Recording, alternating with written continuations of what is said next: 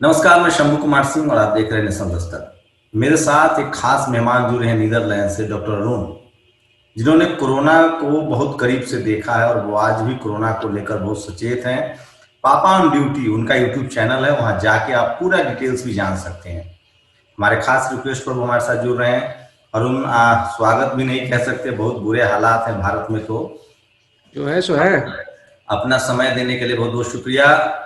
क्या कहेंगे भारत के लोगों को, चूंकि आप इसी देश से हैं और अभी नीदरलैंड में काम कर रहे हैं, अब क्या करने की जरूरत है, जो स्थिति आपसे कुछ छुपी हुई नहीं है। भैया पहले तो शुक्रिया कि आपने बुलाया। बाकी करना आप कुछ नहीं, आंखें खुली रखिए, कान खुली रखिए, दूरी बना के रखिए और पुलिस पुलिस खेलिए। जिसने मास्क ना लगाया हो उससे बात मत करिए, इसके अलावा आप कुछ नहीं कर सकते इस समय। सीधा सिंपल सा एक फंडा है, जिसने अगर आप स्वस्थ हैं, किसी ने मास्क नहीं लगाया है, उस व्यक्ति से आप ना बात करिए। मास्क आपको कोरोना से नहीं बचाता है, मास्क आपसे कोरोना आप दूसरे लोगों को बचाता है। मतलब कि अगर किसी और ने नहीं पहना है, उसके कोई इन्फेक्शन है तो वो आप तक पहुंचेगा। मैंने अपने एक प्रोग्राम में बहुत मोटी भाषा में समझाया था कि कोरोना का साइज अमोनिया के अणु के बराबर होता है। अगर किसी ने पाद दिया है और मास्क आप लगाए हुए सूंघ रहे हैं, इसका मतलब कोरोना भी सूंघ रहे हैं। मास्क सिर्फ बचाता है कि आपने अगर मुंह के पास लगाया है, क्योंकि कोरोना के पैर पंख या कुछ चलने का रास्ता नहीं होता है, वो आपकी सांस की नमी से बाहर आता है। तो मास्क की वजह से वो 1.5 मीटर दूर नहीं जाता है, अगले बगल फैल के रह जाता है। तो आप 1.5 मीटर दूर खड़े हैं और मास्क लगाए व्यक्ति से बात कर रहे हैं, तो चांस थोड़ा सा कम है कि आपको वो संक्रमण नहीं होगा। इसके अलावा फिलहाल आप कुछ नहीं कर सकते। ये जो बैरियर, ये जो नया है, मतलब ये कहाँ गलती हुई, लोगों से क्या गलती हुई, व्यवस्था से भारत में कहाँ चूक हो गई, और आपके देखिए, देश में किसने चूक किया? मेरा अपना पर्सनल आइडिया ये है कि चूक बड़बोले पने में हो गई, क्योंकि भारत में एक आइडिया बन गया। और एक्चुअली देखिए, अपने यहाँ पे सब पॉलिटिशियन भगवान होता है, वही जो कर रहा है वो सबसे सही है। तो उन लोगों ने भी धीरे धीरे ये एक रफ आइडिया देना शुरू कर दिया कि हमारी इम्यूनिटी इतनी अच्छी है कि हमारे तक तो आएगा नहीं, वैक्सीन तो आ गई है, वो तो 15 अगस्त से आपको खुशखबरी दे रहे हैं। लेकिन वैक्सीन आपको लगी नहीं है, जब तक आपके खून में नहीं है तब तक उसका कोई मतलब नहीं है।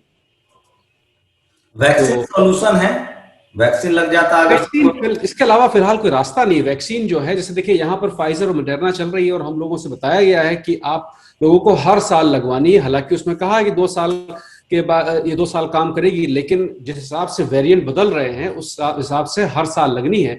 तो वैक्सीन एक फॉर टाइम बीइंग सोल्यूशन है। तब तक दवाइयां आ जाएंगी, काम हो रहा है उस पर। तीसरा दौर जब तक आएगा, मतलब साल के आखिरी में, तब तक दवाइयां आ जाएंगी, तब ये कमजोर पड़ जाएगा। लेकिन वैक्सीन भारत इस समय वही एक इलाज है। ये भारत सरकार ने वैक्सीन लेने में कोविशील्ड को ही क्यों चुना? बाकी जो फाइजर था, मोडोर्ना था और स्पुतनिक था, इनको उन्होंने परमिशन नहीं दिया भारत में आने का। देखिए, भारत एशिया का एक बड़ा मैन्युफैक्चरर है। मतलब कि भारत में वैक्सीन बनती है। ऑक्सफोर्ड की जो वैक्सीन थी एस्ट्राजेनेका, उसका भारत में शायद कोविशील्ड नाम है, मुझे ठीक से पता नहीं है। जी जी जी जी जी, कोविशील्ड। एस्ट्राजेनेका जो सीरम इंस्टीट्यूट बना रहा है, वो ऑक्सफोर्ड की वैक्सीन थी। उसमें भारत का रोल सिर्फ उसको बनाकर बेचना था और अपना हिस्सा लेना था, और उस हिस्से में इतनी वैक्सीन थी कि भारत के लोगों को सस्ते में या फ्री में लगती। दूसरा, भारत ने अपनी खुद की जो भारत बायोटेक है, वो खुद की डेवलप की। अब हालांकि सुनने में आ रहा है कि दोनों वैक्सीन एक ही हैं, उसमें कुछ घालमेल हुआ है। लेकिन वैक्सीन तो है ना, चाहे चाहे चोरी को, चाहे अच्छी हो, चाहे जैसी हो, लेकिन वैक्सीन है। तो भारत ने एक अपनी भी बनाई थी और एस्ट्राजेनिका थी। एस्ट्राजेनिका की वजह से दूसरी वैक्सीनों पे एक था रोक कि भाई जब ऑक्सफोर्ड की आ रही है तो बाकी बाकी दूसरी की ना आए। लेकिन इस समय जो नया एक पेच आ गया है फाइजर वाला, कि फाइजर और मॉडर्ना भारत चाहता है कि भारत में बिके। लेकिन फाइजर एक नॉन प्रॉफिटेबल ऑर्गेनाइजेशन है। उन लोगों ने साफ साफ कह दिया है कि हम लोग मुनाफा नहीं कमा सकते हैं, सरकार को बेचेंगे। सरकार महंगे में बेचना चाहे तो बेचे, चाहे ना बेचे। तो बात फंस गई है कि फाइजर पड़ रही है 195 रुपए की, और भारत की जो लोकल है वो पड़ रही है 300 की। तो सरकार नहीं चाहती है कि इस तरह की से पैसे का जो जो बड़ा फर्क है वो आ जाए। तो इसी वजह से फाइजर फिलहाल रुकी हुई है, लेकिन आएगी आने वाले समय में। ये जिस तरह से मौतें हो रही है, ऑक्सीजन वाला जो मसला है, बेड नहीं है, भारत से आप हैं, यहाँ की तैयारी जानते हैं। आपके देश ने क्या क्या, जो कोरोना जैसे शुरू हुआ तब से आप जहाँ रह रहे हैं नीदरलैंड, उसने क्या देखिए, इतिहास? लगभग नवंबर के आसपास में मैंने अपने प्रोग्रामिंग्स के थ्रू भी आगाह किया था। यहाँ पर संयुक्त राष्ट्र संघ ने भारत सरकार से कहा था बिहार चुनाव रोकिए और लॉकडाउन की तैयारी करिए, क्योंकि ये तब से फैल रहा है, सरकार को तब से पता है। यहाँ पर जनवरी के आसपास ही हम लोगों के अस्पतालों के बाथरूम तक को बंद किया गया था, कि बाथरूम बंद करके वहां पे बेड लगवाए गए थे, क्योंकि आइडिया था कि ये एक बहुत बड़ा, जो हमेशा महामारी में जो सेकंड राउंड आता है वो सबसे खतरनाक होता है। ये इतिहास में जितनी भी महामारियां आई सबका इतिहास यही कहता है। तो दूसरा दौर में सबसे ज्यादा तैयारी करनी होती है, उसी में ही हम लोग फेल हो गए।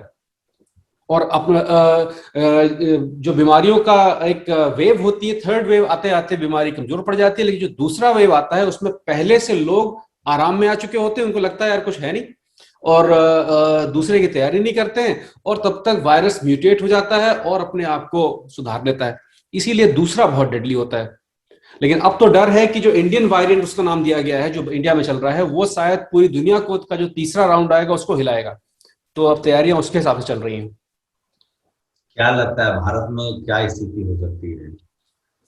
देखिए, गणित का की स्थिति मैं बताऊं, अब सीधा सा हिसाब किताब है। महामारी जब नाम दिया जाता है उसकी परिभाषा ही यही होती है कि 80% लोगों को होगा। ये मैंने पिछले साल भी आपसे कहा था कि बीमारी मतलब जो एक इलाके में फैली हो, महामारी जो इस इलाके से बाहर आ जाए और 80% लोगों को हो। इस बीमारी में एक प्लस पॉइंट यह है कि मरने वालों की संख्या कम है, 1.3 भारत में जो आधिकारिक नंबर है, हकीकत नंबर तो कुछ और है, लेकिन 1.3 का मतलब यह भी है कि 1 करोड़ आदमी मरेगा कम से कम। तो 1 करोड़ की तो मौत होगी होगी, क्योंकि 80% को ये बीमारी है इस समय, भले ही आप माने या ना माने, लेकिन कोई घर नहीं छूटा जिसमें बीमारी ना हो। तो मरने वालों का आंकड़ा 1 करोड़ के आसपास पहुंचेगा। किन लोगों को ज्यादा खतरा है? ये इम्यून सिस्टम वाला भी मसला फेल हो गया?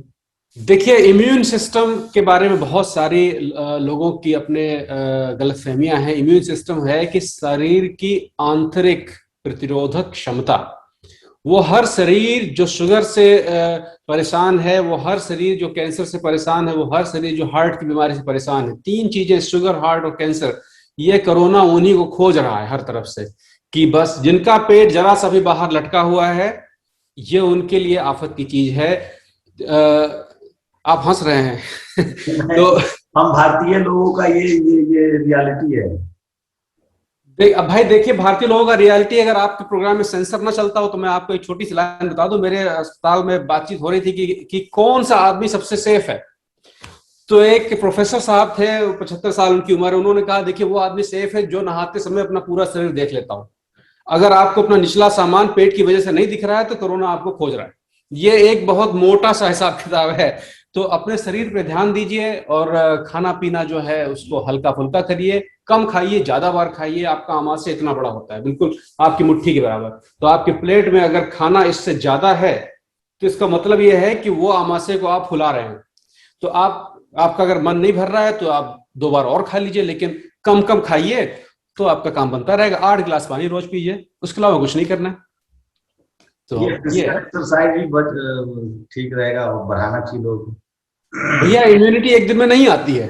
तो फिर तो वो अपना वो है ना, हरिद्वार वाले बाबा जी, उनकी बात सुन लीजिए, या फिर वो अजय बेस्ट हैं उत्तर प्रदेश वाले बाबा जी, उनकी बात सुन लीजिए। तो इम्यूनिटी एक दिन में नहीं आती है। तो इस समय आपके ऊपर जब आफत आ गई है, तलवारें जब आपको तेज करनी थी तब आपने नहीं की, तो इस समय जैसे भी है चुप पे बिल्कुल बैठे रहिए। अपना घर के साथ में फिजूल में लोगों से मत मिलिए। सोशल डिस्टेंसिंग मतलब कि सोशलाइज नहीं होना है, मतलब कि जाके हा हा हू चाय पानी नहीं करना है। जब बहुत जरूरी हो तभी बाहर निकलिए, इसके अलावा और अपनी किस्मत आजमाइए। लेकिन कोरोना जो है ये बहुत कम लोगों को इतनी तकलीफ तक पहुंचाता है। भारत में जो ऑक्सीजन की समस्या इस समय चल रही है वो बहुत ज्यादा तो अफवाह और हैपत की वजह से है। ऑक्सीजन की समस्या आदमी के, जब तक आपका ऑक्सीजन कंसंट्रेटर, सॉरी, जब तक आपका ऑक्सीजन का सेचुरेशन जो है 93 के नीचे नहीं जा रहा है, आपको टेक्निकली ऑक्सीजन की जरूरत नहीं है। लेकिन लोग डर जाते हैं, सीटी स्कैन कराते हैं, तमाम सब तो खुद डॉक्टर बन जाते हैं। तो उसी में फिर और हर आदमी ने एक एक सिलेंडर अपना अपना घर पे लगा रखा है, तो उसकी वजह से समस्या बढ़ गई है। महिलाओं में कोरोना कम हो रहा है, ये फैक्ट है क्या? जी हाँ, ये फैक्ट है। महिलाओं और बच्चों में कोरोना कम होता है क्योंकि कोरोना से लड़ने में सबसे ज्यादा जिस विटामिन की जरूरत है वो है विटामिन B12, B2 और B1, B2, B5 और B12। ये औरतों में ज्यादा होता है। और मांस खाने वाले जो लोग हैं, मतलब कि जो बड़े का मांस खाते हैं, उनके पास ये विटामिन थोड़ा सा ज्यादा होता है, खास तौर पे गरीब मांस खाने वाला आदमी। फिर से सुन लीजिए, अमीर वाला नहीं बीफ है। खाने वाले फायदे में रहेंगे। बीफ खाने वाले फायदे में रहेंगे, लेकिन अगर गरीब बीफ खाने वाला फायदे में है तो जिसमें जिसमें कि तेल का इस्तेमाल कम किया गया हो, कम से कम तेल में बना हुआ जो बीफ या जो बड़े का मांस या भैंस का मांस इनके पास है, खाते हैं, उनके पास विटामिन ज्यादा होता है। और औरतों में उनके जो हार्मोन्स होते हैं उनमें सो होता है। ये मटन चिकन वाले नहीं बच पाएंगे। देखिए, मटन चिकन सब बेकार की चीज है। सब चिकन तो सब बॉयलर, उसमें कुछ है ही नहीं, वो तो खाली स्वाद है, स्वाद है। और अपने यहाँ चिकन माने तेल, चिकन बनाना चाहे तेल बना लो, एक के बात है। तो स्वाद वाला नहीं, जो प्योर मीट है, जो रेड मीट है, उसके अंदर ये विटामिन B12 ज्यादा होता है। अब ये फिश का क्या कंसेप्ट है? क्या कह रहे हैं? फिश फिश मैं समझ नहीं पाया, फिर बताइए। फिश मछली। मछली मछली मछली देखिए, मछली भी अच्छी चीज है, लेकिन आप तेल अगर जहां इस्तेमाल आप करेंगे वहीं सब बिगड़ जाता है मामला। कम से कम तेल में, मोस्टली जो जितने भी मीट खाने वाले लोग हैं, मतलब कि जो प्रोफेशनल लोग हैं, जो बाहरी दुनिया में खाते हैं, वो उस मीट के ही फैट से अपना खाना पकाते हैं। बाहरी तेल बहुत कम पड़ता है। तो जितना कम आप तेल खाएंगे, चाहे जो खा लीजिए, वो सब सही है, लेकिन कम से कम तेल। तो मतलब पूरा जो यूरोप का लाइफ स्टाइल है वो भारतीयों को अपनाना पड़ेगा, चाहे उबला हुआ खाना हो, मैक्सिमम वेजिटेबल्स हो, फाइबर हो, कार्बोहाइड्रेट और फैट साइकिल। देखिए, भारतीय जो खा रहे हैं बहुत अच्छा खाना खा रहे हैं, खाली तीन चार चीजें छोड़ दें। चाय पीना छोड़ दें शक्कर वाली, और समोसा खाना छोड़ दें, मैदा खाना छोड़ दें, और तला भुना, और नाश्ता छोड़ दें। शाम का जो 4 बजे का नाश्ता है उसको छोड़ दें। सब आधी से ज्यादा समस्या वहीं समाप्त हो जाएगी। सारा खाना अच्छा है। शक्कर का इस्तेमाल, जो आप 1 कप चाय पीते हैं उसमें 1/4 शक्कर ही होती है, वो भी किसी काम की नहीं होती है। तो वो अगर आप खाना छोड़ दें तो बहुत बहुत शरीर के लिए मेहरबानी करेंगे आप। दूध दूध पीते रहना चाहिए, डेयरी प्रोडक्ट। दूध पी, देखिए सारी चीजें सही है, दूध पी सकते हैं तो पीजिए, लेकिन उसका मतलब ये नहीं है कि भारत में वैसे भी दूध की कमी है। तो जो आपके पास है अगल बगल, उसमें से कुछ बनाइए। कौन कह रहा है कि दूध के बिना काम नहीं चलता है? वो सब पूरा कहने की बातें हैं कि दूध इतना मजबूत होता है, फलाना दिमाग। दूध दूध है। ये सरकार से कहाँ गलती है? सरकार को अंदाजा नहीं था क्या? यहाँ के डॉक्टर्स वैज्ञानिकों ने सचेत नहीं किया होगा प्रधानमंत्री? देखिए, जहां तक कि मेरे और साथी लोग हैं गृह मंत्रालय में, सबको आइडिया था, सबको पता था कि सेकंड वेरिएंट आ रहा है, बहुत तेज आ रहा है। और इवन कि पीएमओ को इन्फॉर्म भी किया गया था कि जो दूसरा है नवरात्रि के आसपास ये अटैक करेगा। इनको डेट वेट सब पता थी। तो यही एक सबसे अजीबोगरीब बात है कि पता होने के बाद भी कोई तैयारियां नहीं की गई। वो एक समझ से परे है। लेकिन दूसरी बात यह भी है कि आप तैयारियां वहां करेंगे जहां पर आपका इंफ्रास्ट्रक्चर होगा। जब आपके पास कुछ इंफ्रास्ट्रक्चर है ही नहीं, 40-45 साल से कोई परिवर्तन किसी अस्पतालों में हुआ ही नहीं, बिल्डिंग बना देने से अस्पताल खाली नहीं बनता है, तो आप कहां से तैयारियां करेंगे? हम तो देखते हैं कि वो लोग कहते हैं कि एक बेड मिल गया, अस्पताल का फोटो देखिए तो बेड के ऊपर एक बेडशीट भी नहीं होती है। तो एक बेड का मतलब होता है कि बेडशीट, उसके सारे इक्विपमेंट। इसका मतलब यह है कि आपका अधिकार है। मतलब हम लोग मंदिर बनाने के अभियान में पिछले 25 साल से, आप सोचिए 92 से हमारा राजनीति मंदिर पर आश्रित। हाँ वो मंदिर बन भी गया। हाँ तो अब अस्पताल की जरूरत महसूस हो रही कोरोना ने करवा। हाँ, तो वही मंदिरवा खा लीजिए ना। गर्व की शीशी, एक शीशी गर्व लेके रोज 2 चम्मच पीजिए, कि गर्व से क्या तो काम बन जाएगा आपका। तो है तो भाई, जिस चीज के लिए आपने वोट दिया है वो आप पा गए। आपने मुसलमान की चूड़ी टाइट रहे, टाइट है। देखिए कितना मुसलमान की चिता जल रही सड़क किनारे, बताइए, खोज के बताइए। वो कौन था वो गाजियाबाद का, वो दढ़ियल राजेश त्यागी, नित्यानंद सरस्वती कुछ नाम है उसका, एक को सिलेंडर के लिए लाइन में खड़ा हुआ हो, बताइए।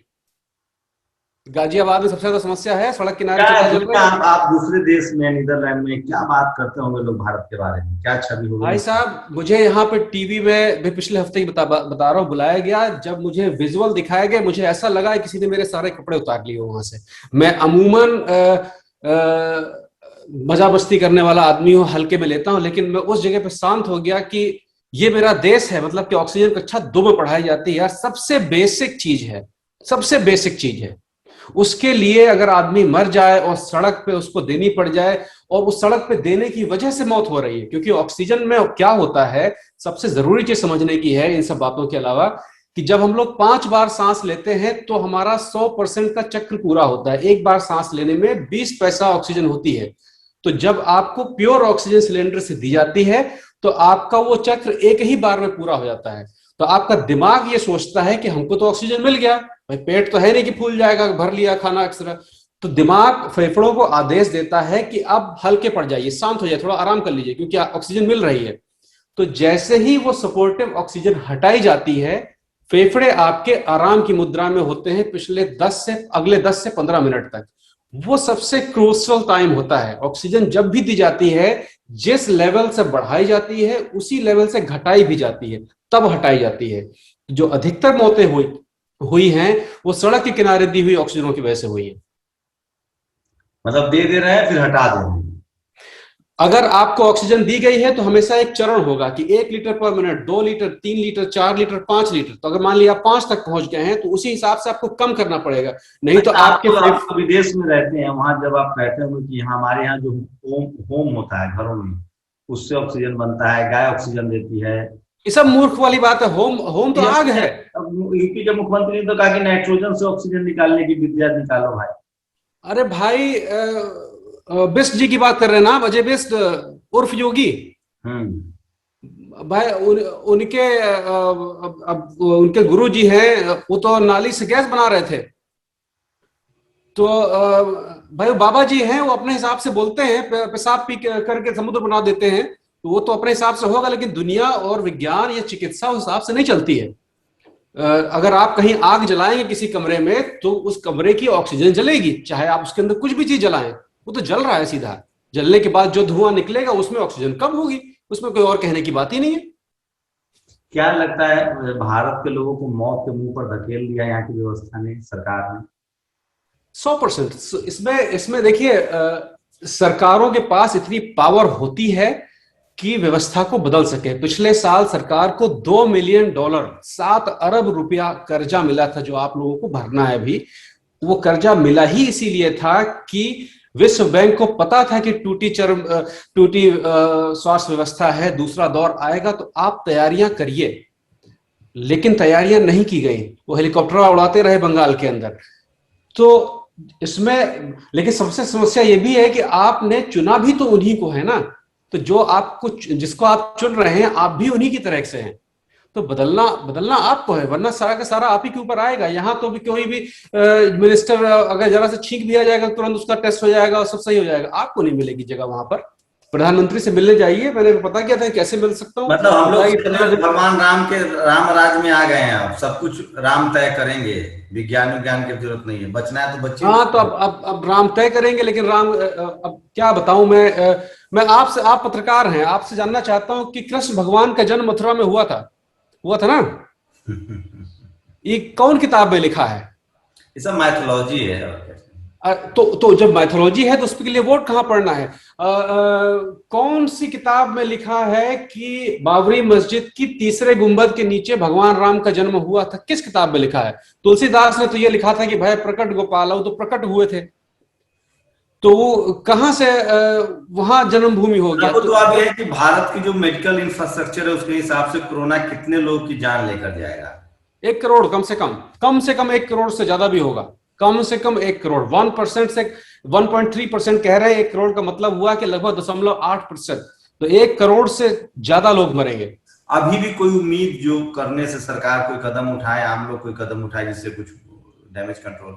देखिए, इस समय जो चल रहा है ये 1 हफ्ता पुरानी चीज है। जो 1 हफ्ता पहले हुआ है उसका रिजल्ट आज आप देख रहे हैं। कोरोना जो होता है हमेशा 7 दिन 5 दिन आगे लेके चलता है। तो आज जो सरकार कदम उठाएगी वो आपको 7-8 दिन के बाद दिखाई पड़ेगा। सबसे खतरनाक बात यह है कि सरकार धोखा देती है। सरकार ने कहा कि 1 मई से 18 साल के लोगों तक को टीका लगेगा, कहा सरकार ने। मैंने आज पता किया है कि सरकार ने आखिरी बार सीरम इंस्टीट्यूट और भारत बायोटेक को आखिरी बार ऑर्डर कब दिया था? वो था 27 मार्च को उन्होंने लास्ट ऑर्डर दिया था। उसके बाद से लेके आज तक कोई ऑर्डर नहीं दिया गया है, मतलब कि कोई नई वैक्सीन नहीं बेची जाएगी। और वैक्सीन में ये भी समझ लें कि जिस दिन आपको पहली वैक्सीन लगेगी उससे 7 हफ्ते बाद आपको कोई असर होगा उसका, उससे पहले असर भी नहीं होगा। ये पूना वाला क्यों भाग गया, आपको क्या लगता है? देखिए भाई साहब, पूना वाला जो है वो बिजनेसमैन है। पूना वाला ऑक्सफोर्ड की टेक्नोलॉजी लाकर उसने भारत की जमीन, भारत के इंफ्रास्ट्रक्चर में उसने वैक्सीन बनाई और जिनका चीज थी उनको दी और भारत वालों को भी दी। जहां तक मैं पूना वाला को पढ़ता हूं उसके ऊपर वो जैसा वो कहते हैं कि दबाव था और कुछ मुख्यमंत्रियों ने कहा कि हमें पहले दे, तो वो डर के वहां से भागा कि हम इतनी वैक्सीन बना ही नहीं सकते जितना ऑर्डर आप दे रहे हैं हमको। तो जो 18 साल से लोगों को वैक्सीन लगनी है वो वैक्सीन बनने का इंफ्रास्ट्रक्चर नकली नहीं है। रेमडेसिविर बिक रहा है, नकली दवाइयां बिक रही, नकली बना देते, कौन पूछ रहा है? क्या कह रहे हैं? यहाँ तो नकली रेमडेसिविर बिक रहा है, नकली दवाई बिक रही है, नकली वैक्सीन बना देता, भारत के लोग हैं। अब भैया हमारे यहाँ तो कौन सी चीज असली है? एक असली चीज बताइए ना। अभी ऐसे ऐसे हाथ घुमा के देखिए अपने घर की तरफ, तो 10 में से 6 चीजें आपको चीन की नकली मिलेंगी, तो उसमें दवा नकली बन जाएगी, तो कौन सी बड़ी बात है। रेमडेसिविर का भी मैंने एक प्रोग्राम बनाया था, अगर कोई चाहे तो देख ले। मैं एक छोटी सी लाइन बता दूं, ये दवा नहीं है, ये बहुत मोटी भाषा में बता रहा हूं कि ये केवल काम करती है पहले दौर में, मतलब कि शुरुआती दौर में आपके इन्फेक्शन को रोकने में। एक बार ये इन्फेक्शन सीने तक पहुंच गया, फिर इस दवा का, फिर इस इंजेक्शन का कोई रोल नहीं रह जाता है। इसलिए इसके चक्कर में पैसे न बर्बाद करिए। ये तभी काम करती है कि जब आपको इन्फेक्शन हुआ उसके 3 या 4 दिन तक, उसके आगे नहीं। एहतियात अपने लोग जो अभी ठीक हैं, अस्पताल नहीं जा रहे हैं, घर में क्या क्या खाने पीने में एहतियात करते हैं? देखिए, खाने पीने में एहतियात का सिर्फ ये है कि जो भी आप खा रहे हैं बिल्कुल वही खाते रहें, बस थोड़ा कम खाएं, मिर्चा मसाला थोड़ा सा कम कर दें और पानी ज्यादा पिएं।